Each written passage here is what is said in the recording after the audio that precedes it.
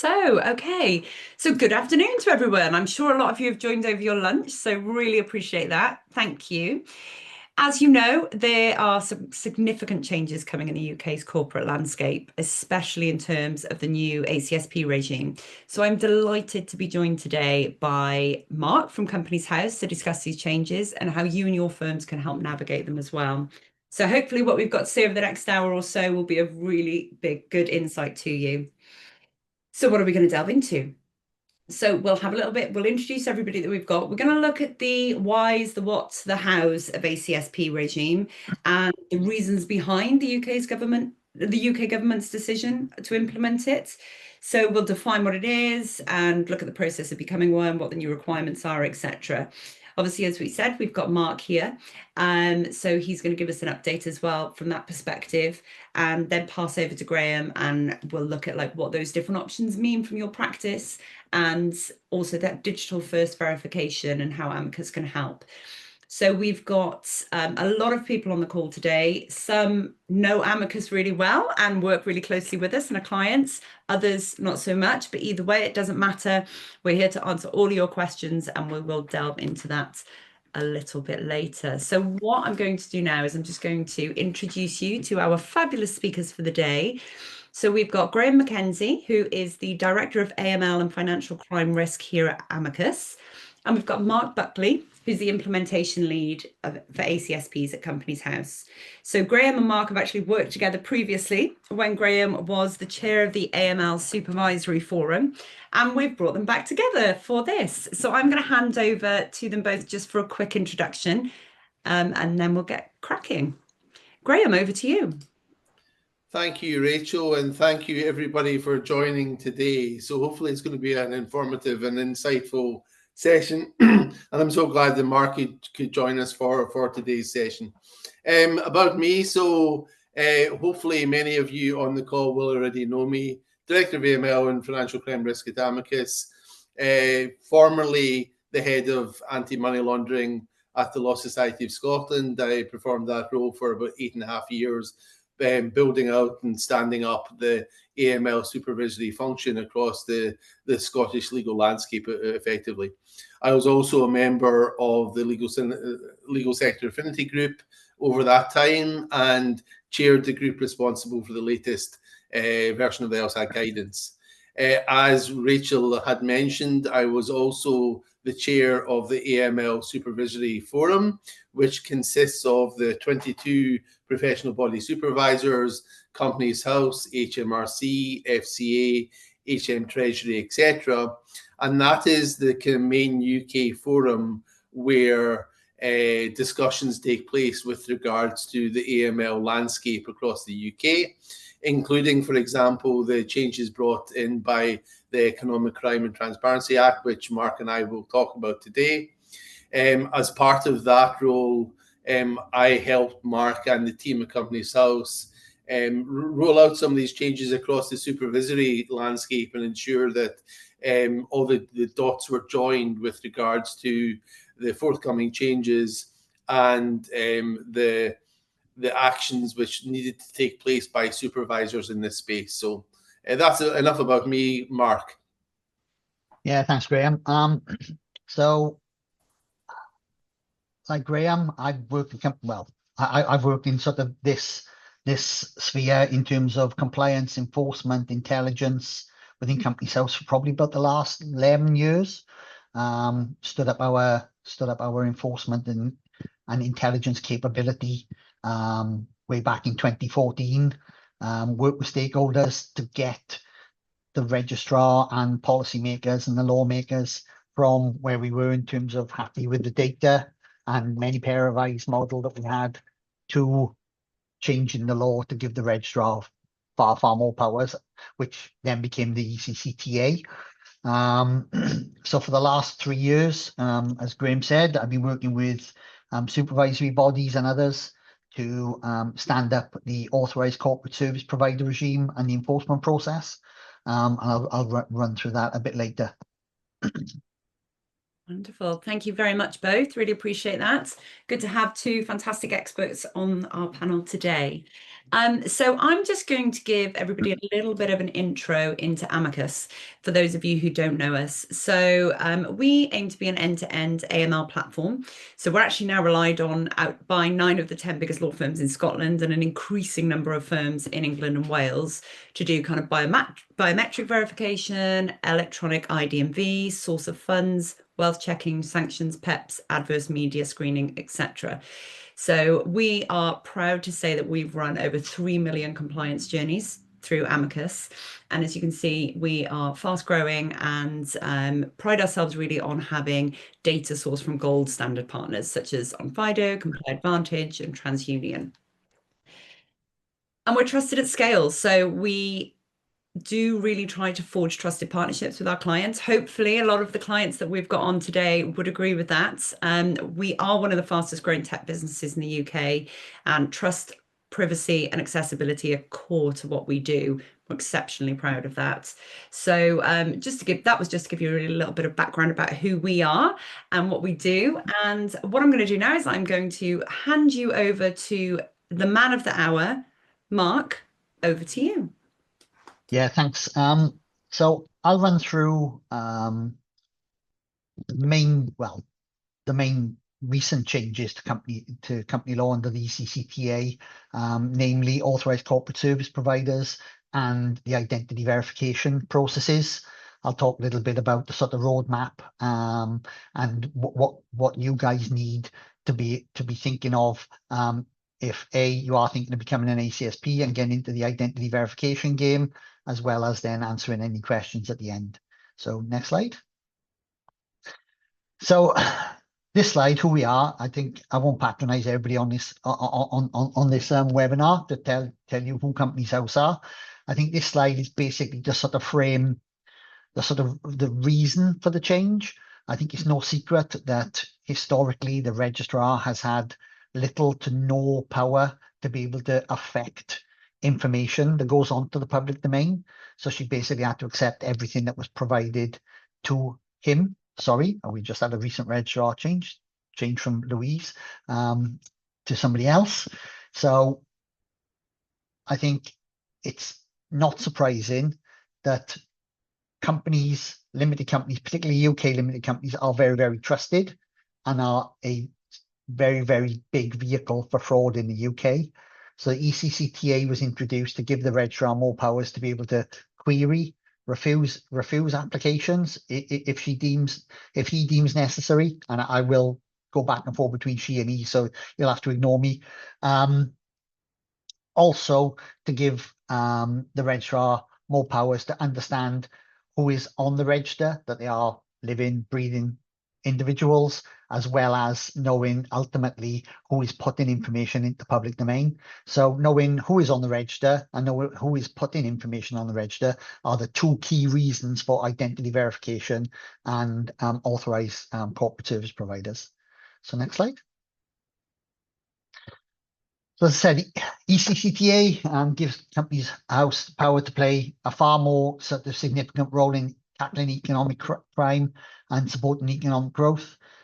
There are a lot of measures, not just identity verification and authorized corporate service providers as part of ECCTA. I won't go into all of those today, but as a package of measures, they are designed to improve transparency, make information more accurate, give the registrar more powers to sort of refuse applications, which is very, very new territory for the registrar, as well as helping us sort of, when all of these measures are in, sort of drive confidence in the UK economy, because the register is more trusted than perhaps historically there has been. Next slide. So, as I mentioned, upcoming changes, and some of these are already in. So authorization of corporate service providers, that went live on the 18th of March. And to date, we've registered over 10,300, I think it is, authorized corporate service providers as of close of play yesterday. Identity verification, we didn't launch ACSPs and IDV, voluntary IDV for people all on the same day, because they are two massive services. So we split them out. identity verification, i.e. where people are able to come and voluntarily get their identity verified and get their personal code from the registrar. That has been live since the 8th of April. And we are well over sort of 600,000 sort of identities now on our ID database. So the reason that we launched IDV sort of back in the 8th of April is to give sort of directors, persons with significant control, LLP members and the like, a long lead-in time before it became mandatory to prove your identity on the register. And that mandating of ID on the register kicks off on the 18th of November. So from the 18th of November, you'll have to IDV if you want to incorporate the company. Directors, PSEs, directors and PSEs will have to IDV if they want to be appointed to an already existing company on or after the 18th of November. And for directors and PSEs who are already on the register, on the anniversary, for the majority of them, on the anniversary of their confirmation statement on or after the 18th of November, all the directors and PSEs who are directors will have to identity verify at the point of the confirmation statement due date. For those PSEs who are not also directors of companies, the due date for them will be within the first 14 days of the month of their birthday. Now that is a bit complicated, and we can talk a bit more about that.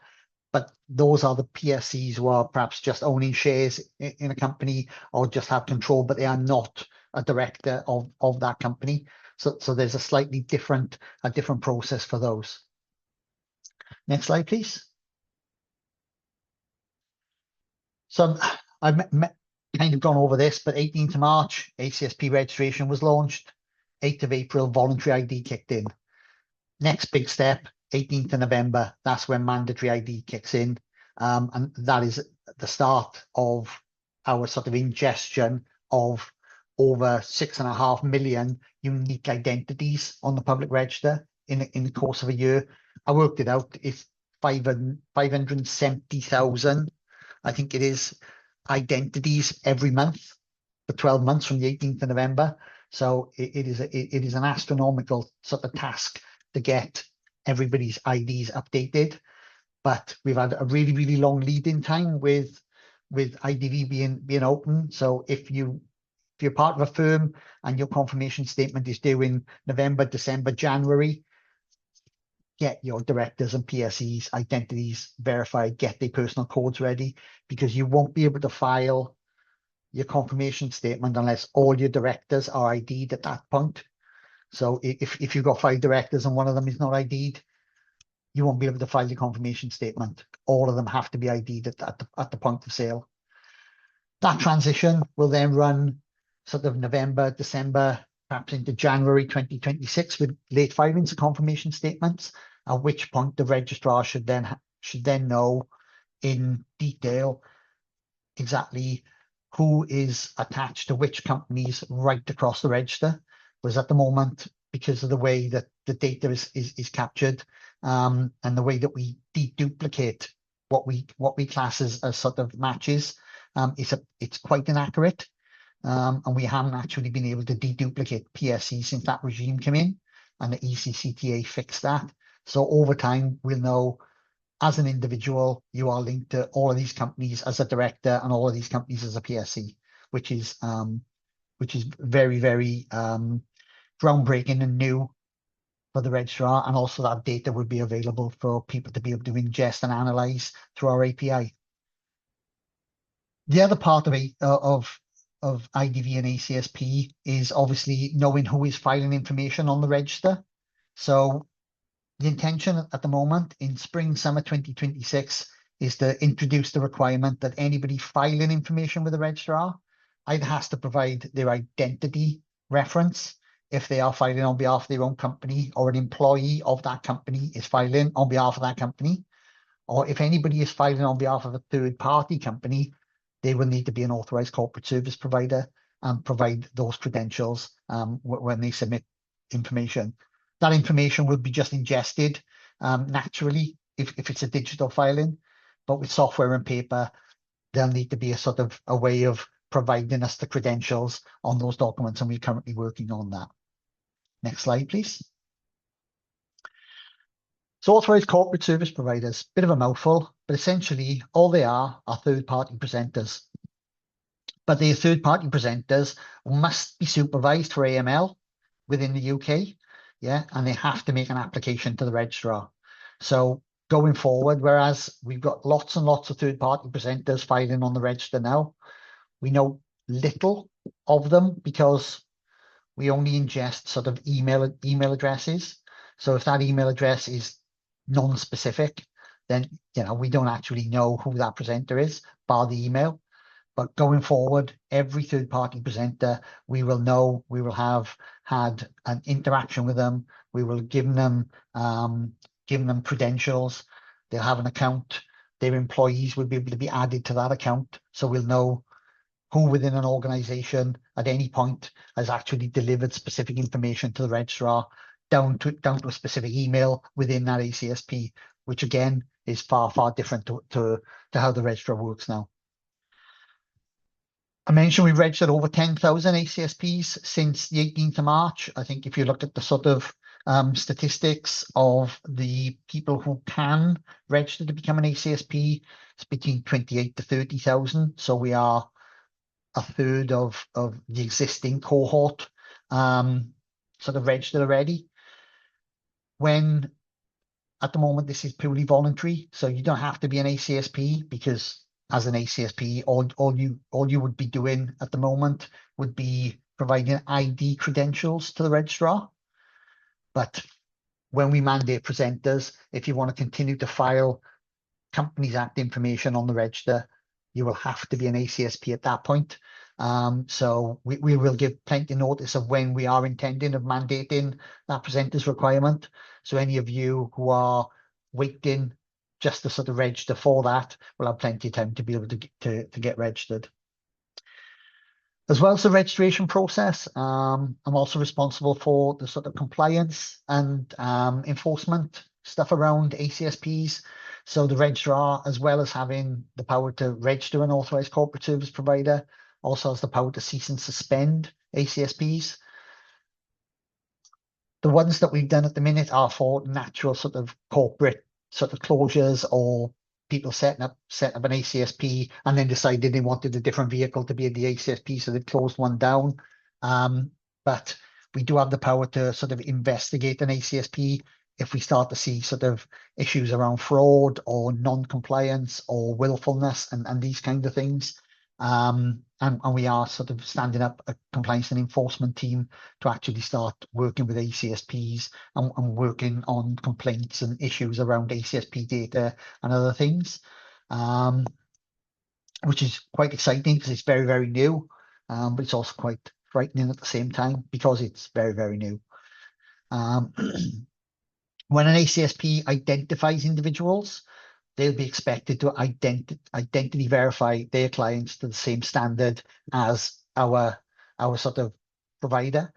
The difference between an ACSP and our provider is an ACSP has far, far bigger toolbox available to it within which to be able to sort of get their clients to our standard.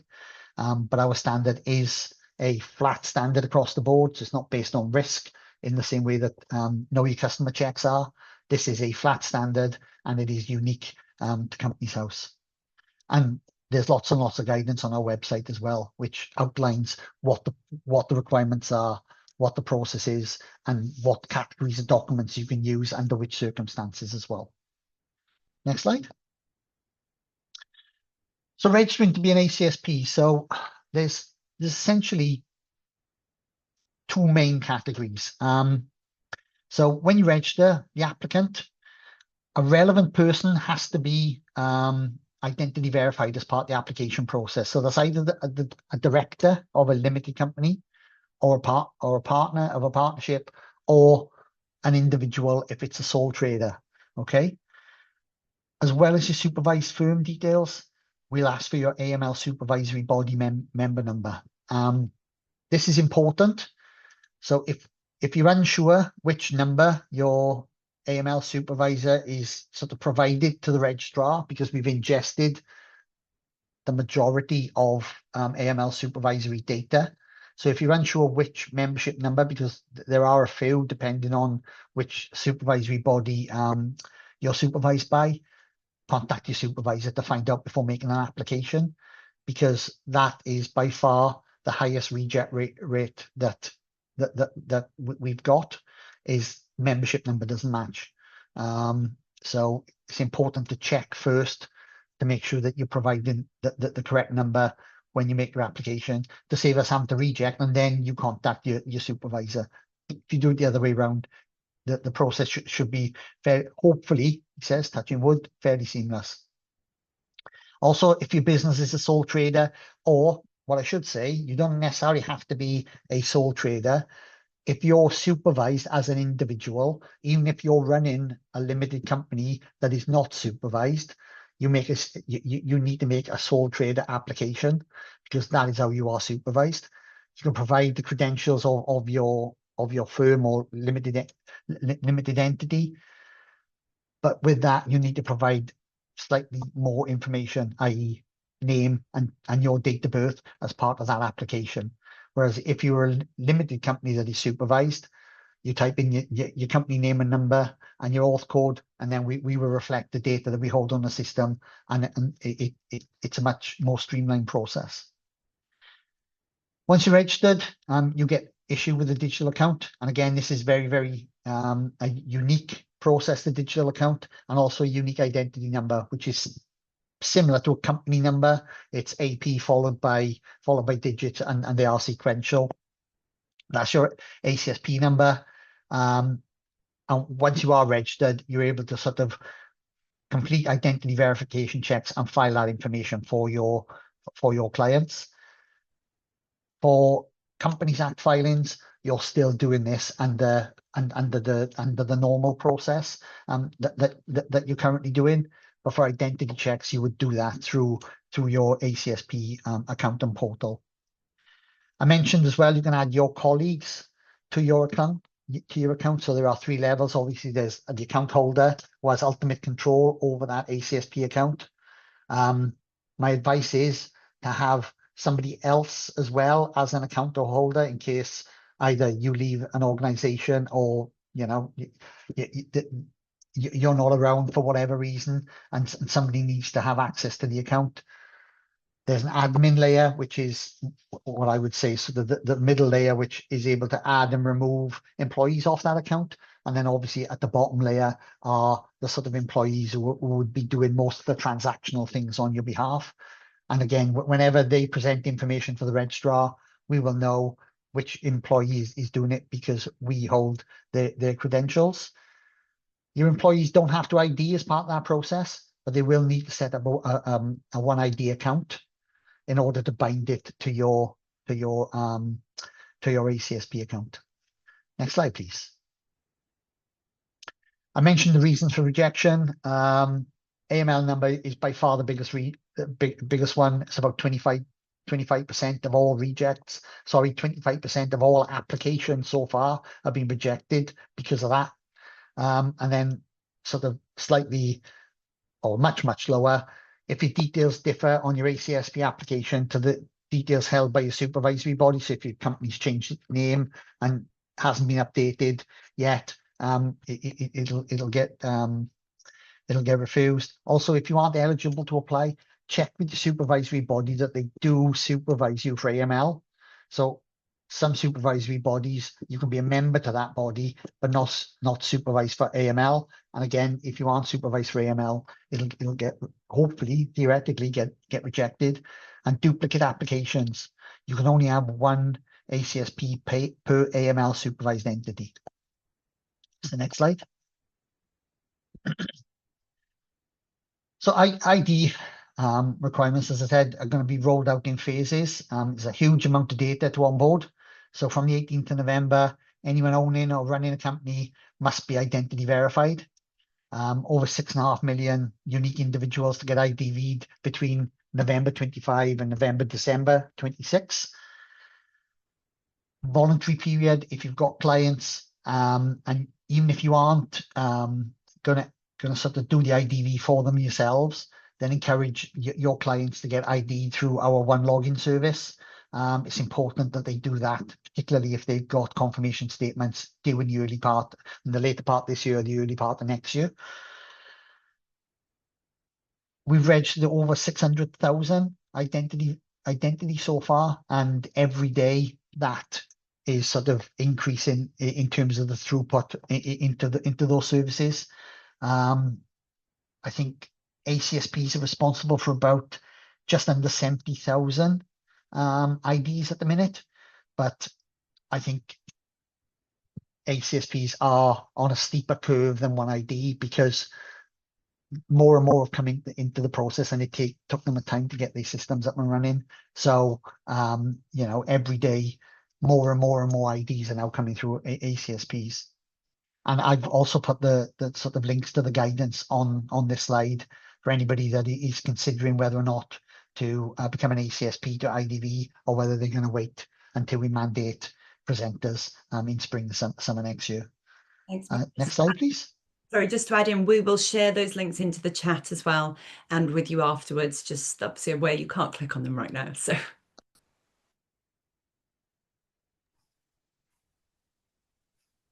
Yeah, and so this slide, and I think it's okay to share this slide with your sort of delegates as well. There's nothing secret in this slide, so you're more than welcome to share the slide as well. But keep up to date with everything that's going on at Companies House. Campaign site on gov.uk with loads and loads of blogs, sort of social media, subscribe to newsletters, and myself and colleagues are doing the webinars and chats all around the country. So if you know of colleagues who are yet to sort of engage with this process, then I'm sure there's plenty of opportunities for them over the next few months to be able to sort of get access to a webinar or a face-to-face conference or something. And I think that's me. I think I'm about to hand over to Graham now. Thank you, Mark. And thank you, Rachel, for moving the slides there. So that was really insightful. Thank you. What I wanted to go on to was, I guess, Mark has gone through the whys, the whats, and some of the hows of the ACSP regime. I'll probably now pick up more on the how. So when it comes to meeting these new requirements, I guess you have a few options. Firstly, of course, you can choose not to become an ACSP, in which case you'll need to ask all your clients to verify their identities directly with Companies House through the Government ID portal, as Mark has said, or your client may go to another firm, of course, and who has decided to become an ACSP. So anecdotally, we hear of this happening, and then, of course, the client could be thinking, well, why don't I just go to, or just do all my business through this other provider? Alternatively, you can become an ACSP and handle the verification process of client directors and PSCs yourself.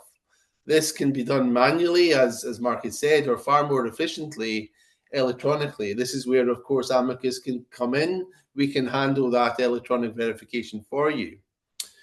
There are, of course, potential implications and impacts of becoming or not becoming an ACSP. Before I go into why I think, and indeed many firms are thinking, it makes sense to undertake this activity on behalf of clients, firstly, I think it is important that firms understand the enforcement measures brought into force by ECTA. As Mark has mentioned, Companies House can suspend or cease an ACSP, and it's unlawful to act as a director when you've not been verified and presented information on the register. That might obviously impact the wider company's ability to file information. Furthermore, the ECTA gave Companies House wide-ranging powers, including the ability to query, reject, directly amend information, financial penalties, civil action, criminal prosecution, and I'll go back on that in just a second, or director disqualification. Importantly, a new aggravated criminal offence is committed by a person who knowingly provides misleading, false, or deceptive information to Companies House. Where the offence is committed by a firm, every officer in the firm also commits that offence. This aggravated offence is punishable by a fine, or in the most serious cases or egregious cases, on conviction at the Crown Court in England and Wales, imprisonment for a maximum of 2 years.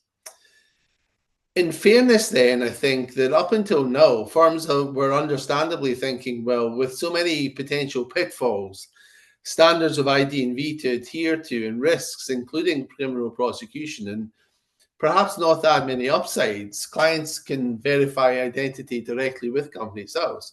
Why on earth would I decide to become an ACSP? Well, interestingly, though, I think as these changes sweep in, firms are increasingly thinking this through and considering this in a bit more detail, and I guess through the lens of client experience. We've had increasing inquiries where the general theme is along the lines of, well, we weren't planning to become an ACSP, but now that it's coming to life, we want to ensure the client journey isn't unduly impacted. We can maintain quality of client services and relationships, rather than asking clients to have to go off and do this verification for themselves, or potentially worse, through another ACSP. I guess they want to offer a white glove experience, particularly as the individuals to be verified are the influencers and decision makers within your client firms, so the directors and PSCs. They're also very much considering the impact upon their businesses. If, for example, their clients can't complete verification directly for whatever reason, perhaps the client just hasn't had a chance to do it on time, they've gone on holiday and not told you, or there's been some other issue with the direct verification route. As Mark has said, there will be an awful lot of volume through the Government One ID login portal as this becomes mandatory and ramps up. Any issues then will impact upon the firm's ability to file and conduct their own business undertakings on behalf of clients, affecting or disrupting your ability to service clients' needs and ultimately potentially impacting the bottom line. I think also that firms need to bear in mind that this isn't just about identity verification of clients. Remember, come springtime, they will need to become an ACSP should they wish to file information on Companies House on behalf of their clients, which is a core part of business for so many professional services firms. One other thing not in the slide, I think importantly too, if you're going to become an ACSP, practically figure out and agree who's doing it, who's responsible within the firm, construct a quick RACI matrix on it. I can imagine that in some firms, this could fall down the cracks without careful management. So teams are going to go look sideways. Compliance teams are going to look at your COSEC or corporate teams thinking that, well, they set this up and running with it, and vice versa. When this becomes compulsory, then you have a problem and potentially significant client impact. Mark, you're just welcome to chip in on anything I've said there. No, I think you're right. Okay. Personally, I think you should take some serious consideration before becoming an ACSP to do identity verification, because I think you need to have staff. If you can do it face-to-face, you need to have staff that are trained to be able to do that sort of stuff. There are costs involved and there are risks involved if you set it up without sort of due diligence, and not just sort of if we suspended you because there were some serious issues with the identities that you provided the registrar, but that would have a future impact on your ability to then file information on the register when we mandate ACSP, because we've already suspended or ceased your ACSP. So whilst it's not much of a problem to you being a ceased ACSP to file Companies Act information, when we mandate that, then you won't be able to do that either. So again, in fact, I've been sort of pleasantly sort of surprised by the caution and the sort of due diligence that a lot of firms have taken going into this, Graham. You know, it is not a small thing to do, and you have to go into it with your eyes open. Yeah, I think you're absolutely right. I think there are decisions to be made at the firm. I think if you are deciding to become an ACSP, I think the manual verification route would prove very challenging. I think if you're going to do this efficiently, effectively, and you're going to do it smoothly on behalf and of your clients, and I think it potentially, if you don't become an ACSP, as I said, I think there are potential consequences for you and your client experience in your firm.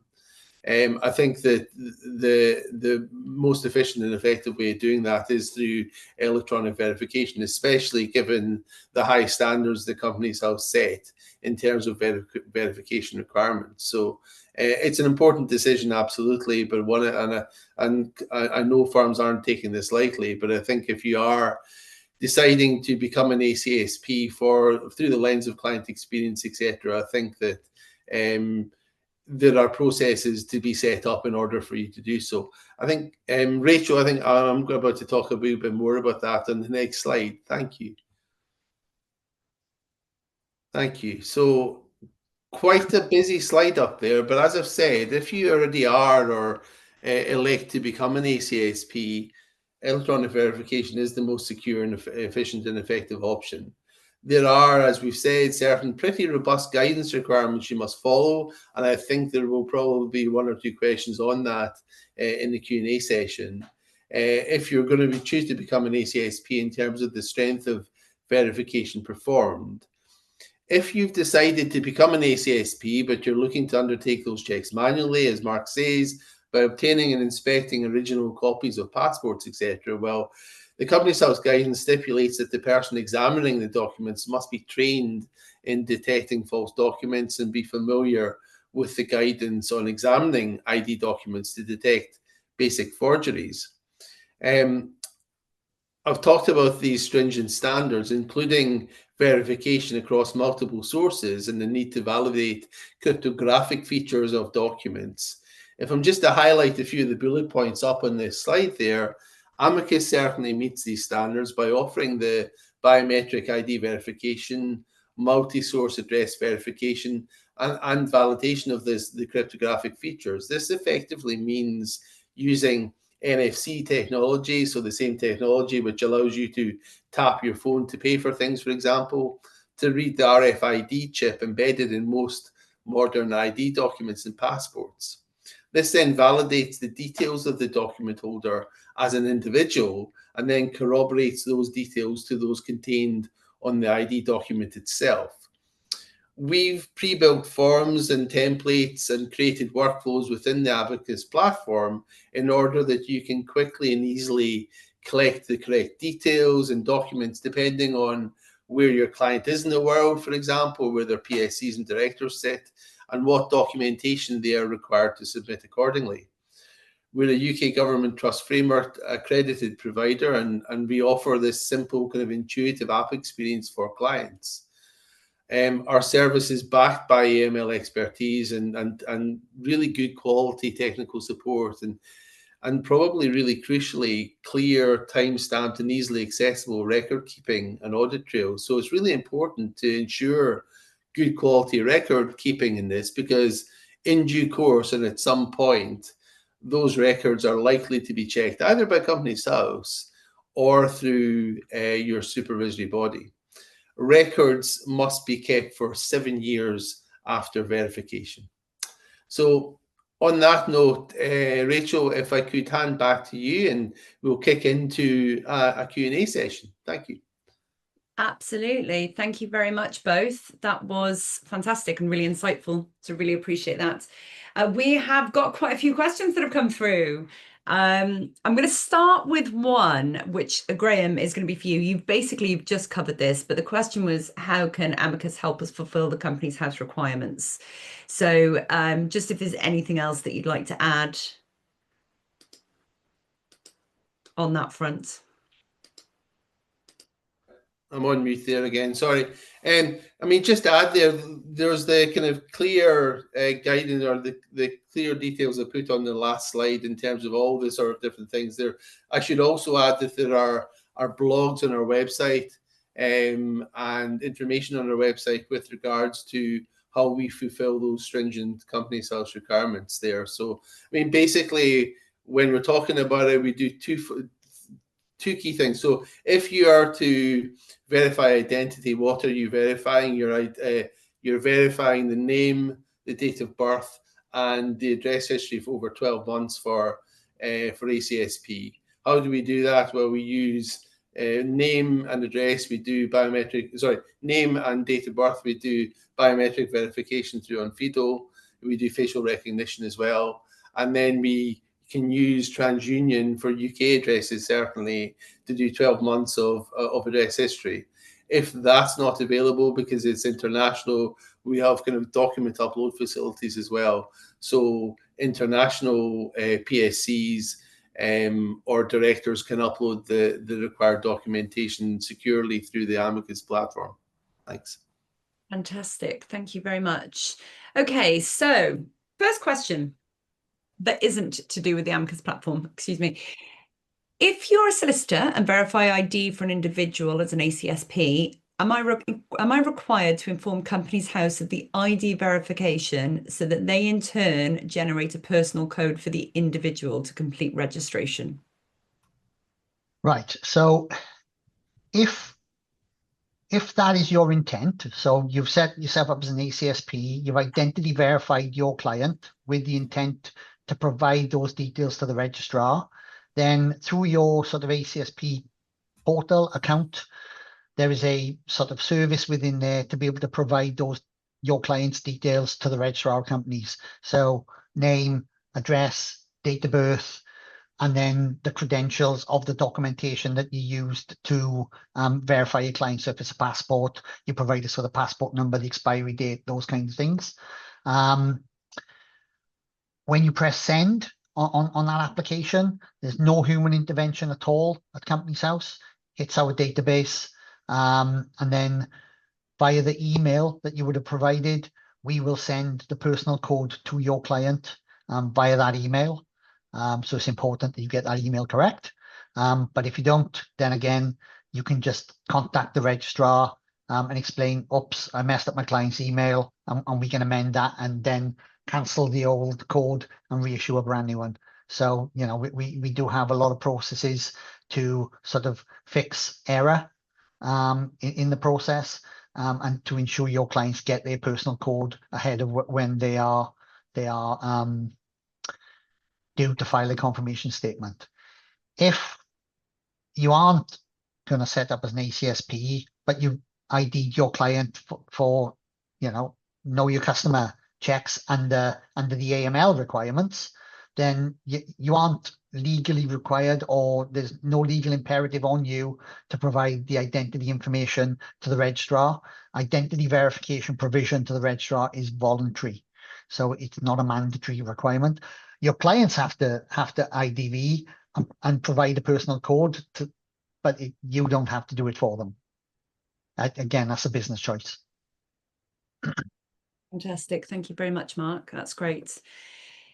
Okay, so our residential and commercial teams register mortgages on behalf of our company clients at Companies House. The query is just whether we need to register with Companies House as an ACSP. Yes. When the time comes, you will. How that works at the moment, we are still working on it, because obviously all our focus has been on the IDV changes to the Companies Act, but we are now starting to change our focus onto the presenter side. So mortgage charges, insolvency practitioners, basically any filing on the register. If you are doing it on behalf of a third party, you will likely need to be an authorized corporate service provider. Fantastic. Thank you very much. Okay, although there is no requirement for ACSP individuals to be ID'd, will they need to be ID'd once those filing on behalf of the company are mandated to be ID'd? No. So so the account, okay, the only person who needs to be ID'd to set up the ACSP is the director or the sole trader or the partner, okay? Once that has been set up and we prove that that organization or individual is AML supervised, any individual they add to that account, i.e. their employees, okay, simply need to have a one login account. Those individuals do not need to be identity verified as part of that process. Fantastic. And then obviously the onboarding and the removal of those individuals is purely for the ACSP to manage. It is only the kind of the one senior person at that firm Yeah. who needs to be ID and BEAD. Yeah, and I think the policy thinking around that, Graham, was simply to have a living, breathing person with authority setting up the authorized corporate service provider at the start. Once it's done, so for example, a director of a limited company sets up the ACSP. Yeah, 2 years down the line, that director has moved on to a different organization. Yeah, but the limited company is the supervised entity. So we're aware that sort of directors and things are transient. Yeah. But at the start, we wanted to ensure that whoever was making the application had undergone IDV. So we had that assurity that it wasn't a bot or somebody scraping data and those kind of things. So in other words, Mark, that's an interesting one for me. So going forward, say Graham MacKenzie left MacKenzie Partners, to go and set up on his own, there would be no requirement to replace. And I was the senior person at the ACSP. There wouldn't then be a requirement to register Mark Buckley, who has come in. No. The only requirement then, Graham, because bearing in mind that if it's a corporate entity, that corporate entity is the thing that is supervised. The directors themselves may have individual supervision. But it's the corporate entity that is supervised. And that's the thing that interacts with the registrar. Okay. What I would say is if you were the sort of the top sort of person in charge of that organization and you left, to make sure that you gave somebody else those credentials to log in and do because then if they needed to sort of add future employees and things and you had left, plus remove you off their accountant, because some directors do leave under quite difficult circumstances, and it stops those disgruntled former employees sort of messing around with your business. So it's having those kind of the same sort of controls you would for onboarding and offboarding staff with this account. That's what I was about to say. I don't want to commandeer this. This is more about folk asking questions to Mark. But I think looking at your policies, controls, and procedures, and ensuring that you have a wee section in there with regards to what happens with those credentials, who controls those credentials, who has access to them, etc., for those purposes would be really key. Thanks. Brilliant, thank you. Just to note, there's a couple of people with their hands up. If you could pop your question into the Q&A section, that would be great. Otherwise, I will, once we get through them, I will come to you and give you permission to speak, which sounds dreadful, doesn't it? I'll press the button that says allow to talk is what I mean by that. If you do not want me to do that, please do pop your hand down or pop the message elsewhere. I think we're going to have to do a bit of a quick fire here, Rachel. I know, we're running out of time. Probably worthwhile also saying if there are questions that we don't get to, we'll try and do a follow-up on this as well. Thanks. Absolutely, yeah. If there is anything we don't answer, we will share answers with you afterwards. Okay, so am I right in understanding your standard identity report and ID check is considered satisfactory, i.e. if it passes, then we are good to verify? Is that one for me, I guess? Yeah, so this is with regards to Amiqus, yeah. So again, it depends on what route or what type of ID documents that are being verified because of the stringent company SaaS requirements. For example, you would need, if sales a UK director living in the UK, we can do obviously the biometric checks plus the multi-source address verification, but also you would need to do the NFC check to check the cryptographic features. If it is a non-UK, and as I say, we've got workflows depending if it's, for example, someone with a UK passport who lives in France, or someone with a UK passport that lives outside the EEA. There are different routes depending on the Group A and Group B documents, which are necessary to meet the company's health standards. And again, where we can't do that through, for example, UK address check, we have the facility to securely upload documents accordingly as well, depending on on the circumstances. So there's 3 or 4 routes that we've worked out in terms of what the verification standards are and what ID documents you need to fulfill those. Okay. Thank you. Another one, Amicus focus, but just hopefully this is a quick one. Would we still have to do forgery training if we use Amicus?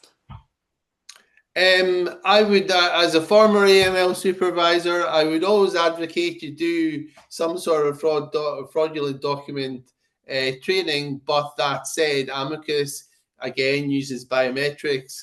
There's a lot of clever software that goes on in AI in the background to our checks to ensure that fraudulent documents and forgeries are picked up through the on-FIDO check. So that said, I'm always going to be an advocate of more AML training within your firm, but it's not necessary if you're using the Amicus platform. Wonderful, thank you.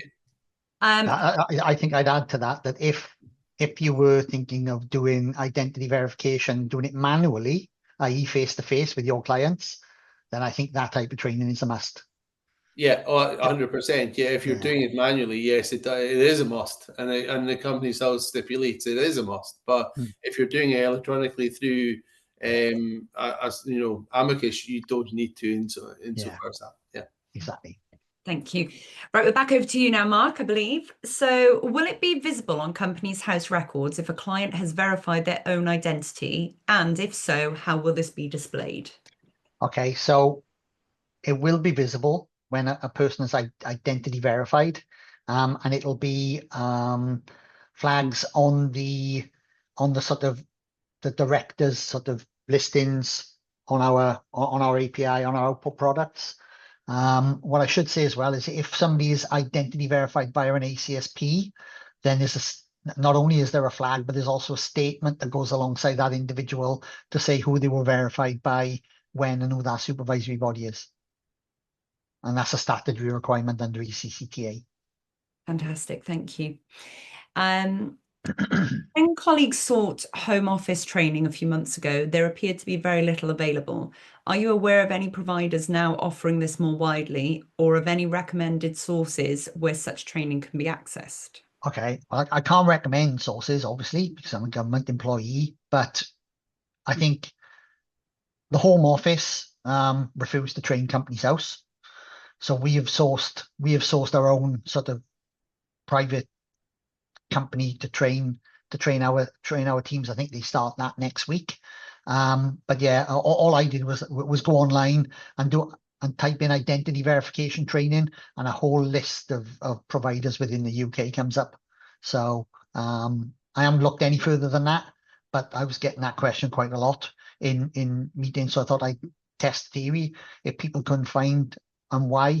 But yeah, type in identity verification training UK, and yeah, lots and lots of different organizations offer it. I would just add to that yes, there will be, a lot of providers out there on the internet. I think you should do your own due diligence with regards to how good that training is, what it covers, etc., etc. Yeah, because there will be a number of providers out there that say they offer these sort of things, but they may not be so expert in it. So be, not saying be careful, but yeah, be careful, and do your own due diligence around that company that's offering those services as well, because ultimately it's on you. If you get it wrong, it's on you. So exercise caution when it comes to that. Fantastic, thank you. So we are running out of time, so I'm going to do maybe 3 more questions, and then any other questions we will try and get answered for you and shared with you afterwards, if everyone's okay with that. So as a firm, we're set up as an ACSP, but at the moment really just to verify our own LLP. Do we need to IDV all members of our LLP before we can file? And also, if we are submitting a confirmation statement on behalf of a client, does every director and PSC of that body need to be IDV'd before we can submit? Yes and no. So LLP members, if you've got 3,000 LLP members, then 3,000 LLP members will need to be identity verified and their personal codes provided at the point of CS01. for LLPs with PSEs were not members, yeah, those PSEs will need to provide their personal code within the first 14 days of the month of their date of birth. And it's the same for limited companies. So if you're a director and a PSE of a company, then you will need to provide your ID credentials, all of you, at the source of CSO1. But if you've got a PSE who is not also a director and their date of birth is, say, in January, but your confirmation statement's due in December, then your directors will need to file and their personal codes in December when the CSO1 is due, and all of them will need to. So if you've got 5 and only 4 done it, then you can't file your confirmation statement. But the floating PSE will need to do it within the first 14 days of the anniversary of the month of the date of birth. Fantastic. Thank you very much. What advice can you give for clients we have that do not have passports or driver's licenses? There are a lot of other documents that you can use via an ACSP to be able to get your identity verified. Unfortunately, if you don't have the sort of required documentation, I don't think you'd be able to go through the one login process. You could try it. Oh, Well, Mark says, Mark, that's go not on. Mark. Oh, right. So there's connection from Cardiff there. I'll pick up on that. Thank you, Graham. My understanding is that, as Mark was just saying, you could try with a passport or driving license to go through the government ID portal. There is a lot of information on the Companies House website with regards to what documents you could supply, and especially through an ACSP route. Oh, yeah, are you still there? Yeah, Mark's logged off. I will continue. Apologies for that. Yeah, so there's Group A and Group B documents. Oh, there's Mark joined, hopefully again. And it's about corroborating information. So while there may be verification documents which may be slightly less robust, if you corroborate those with other forms of documentation, yeah. And that is really to, so this piece of information says Graham MacKenzie is Graham MacKenzie, and this is his date of birth, and this is his residential address. Corroborate that with other forms of identification which say the same thing, and then you've got a higher standard of proof. Yeah, and I also think that it leads to how long a relationship you've had with that client as well, Graham. Yeah. So if you've had got a lot of clients who are in industries where perhaps they don't travel, sort of farming industry, things like that, where they may not have passports, they may have driving licenses, yes. Some of them may not, elderly clients, but you may have known that client for 20 years, yeah. But you can get the documentation and your knowledge face to face and things. That client is who they are, and you can gather enough information through the process to be able to get your client to the standard. Yeah. On the other hand, you can get lots and lots of new clients coming to you going, oh, I've only got this data. Can you ID me? I think the risks are very, very different. Yeah, I agree with that. Absolutely, 100%. Rachel, I'm conscious of time here. I'm on it. Don't worry. So I'm going to say really sorry we don't have time for more questions, and there is a ton more questions that have come through as well. So what we will do is I'll leave that chat and the Q&A open for a couple more minutes. So by all means, pop any questions in there. We'll collate them all together. We'll add them somewhere and we'll share that with you. And then by all means, you can drop us a line if you've got any further questions from there. So just to kind of wrap up then, obviously, if you are a client and you've got any questions that we haven't been able to get to today, we will answer them. But you can always get in touch with support or directly with your relationship manager if you have one. If you're new to Amiqus and want to find out a little bit more, we've got a QR code there and an email address. So by all means, please do drop us a note and we will get one of the team to get in touch with you ASAP. And so the questions extend to both existing clients and potential new clients. We're happy to answer from both from both. Absolutely, 100%. Yeah, doesn't matter who you are. If you're here, please do share your questions. And if you are looking to use Amiqus for your ACSP requirements, then we are going to be running 2 general AML and ACSP drop-in sessions with our very own Graham. So these are strictly for either new or existing clients who are signing up to use this, and this won't be available anywhere else. So if you sign up by the end of October, we will put all the information in the email for you, then you will have access to that. So that's a nice little extra with Graham. So thank you very much for your time. We will send you all a recording of the session. We will share with you answers to the remaining questions.